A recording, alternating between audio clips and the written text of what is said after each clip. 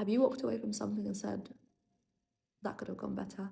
Or say, because that's how reflection works. It's either in your clinical practice or in your uni work, group task, or even in your daily life. You just walk away from something and be like, why did that happen? Why did I do that?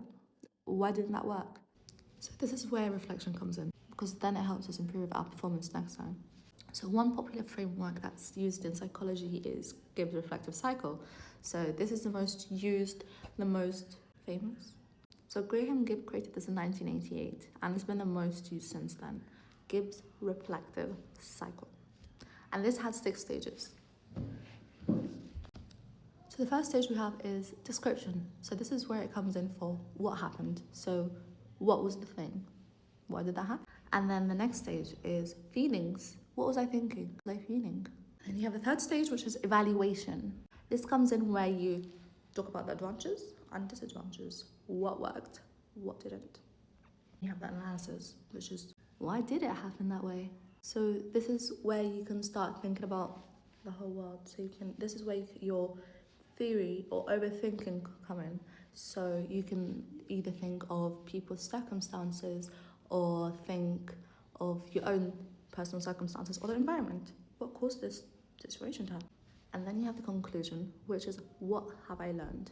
So what can I learn from this whole experience? What can I take away from this? And then you have an action plan, which is what can I do next time? Because something went wrong this time, and then you reflect your feelings, you reflect why you felt that way, you reflect what worked, what didn't. Then you can say, if this were to happen again, what can I do next time? So if you're a psychologist and you're having a therapy session with a client, and then you have a specific situation, so you talk about it in your head and you reflect using Gibb's reflective cycle. And what's good about it is it's a cycle, so you can actually go back and forth between pieces of it. You don't genuinely have to go.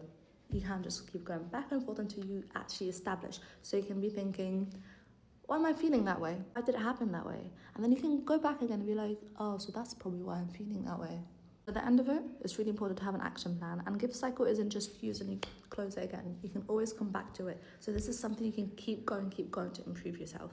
So it's a constant model to use to always improve. Trying to be your best, but you never reach your best because your best is always improving. So your best is always becoming your best. I've been feeling really whelmed about uni deadlines and I don't think I'm coping really well. Okay, maybe try using the planner.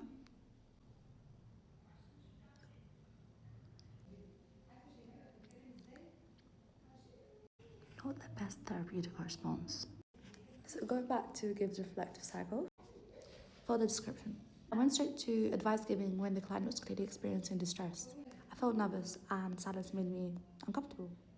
Evaluation. I showed willingness to help, but I didn't actually validate their feelings. For the analysis, I was just trying to fix the problem instead of actually listening. Active listening and empathy should become before problem solving.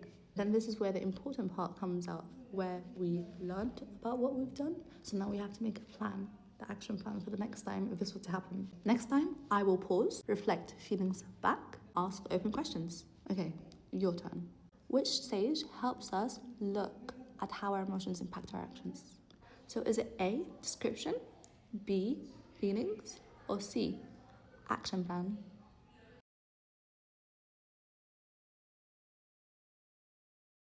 Okay, it's B.